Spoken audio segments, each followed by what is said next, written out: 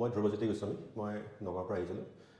মোৰ বেচিকেলি মই যেতিয়া আহিছিলোঁ ইয়াত তেতিয়া মোৰ ডিঙিটোৰ খুব বেছি ষ্টিফনেছ আছিলে মই ডিঙিটো ইনফেক্ট হাৰ্ডলি 45 ডিগ্ৰীজ মানে ঘূৰাব পাৰিছিলোঁ আৰু পিছফালে একেবাৰে চাব নোৱাৰোঁ আৰু প্ৰায় 1.5 মাহমান ৰাতি শুওঁতেও মই ডিঙিটো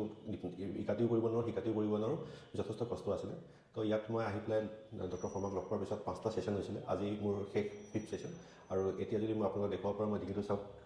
এইখিনিলৈকে মই সুন্দৰকৈ ঘূৰাব পাৰিছোঁ ইয়াত কোনো পেইন নাই আৰু এইফালেও মই ইমানখিনি ঘূৰাব পাৰিছোঁ তো সেইফালৰ পৰা ক'বলৈ গ'লে মই সম্পূৰ্ণ ৰিলিফ পাইছোঁ ইয়াত আৰু মোৰ আগতে বেক পেইনৰ ইছ্যু আছিলে সেইখিনি লাহে লাহে এতিয়া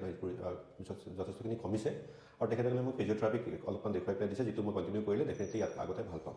আৰু মই ইয়াত সকলোলৈকে ধন্যবাদ দিছোঁ যথেষ্ট সুন্দৰকৈ গোটেই বস্তুখিনি বুজাই পেলাই দিয়ে আৰু মোৰ ফালৰ পৰা thank you so' much for this experience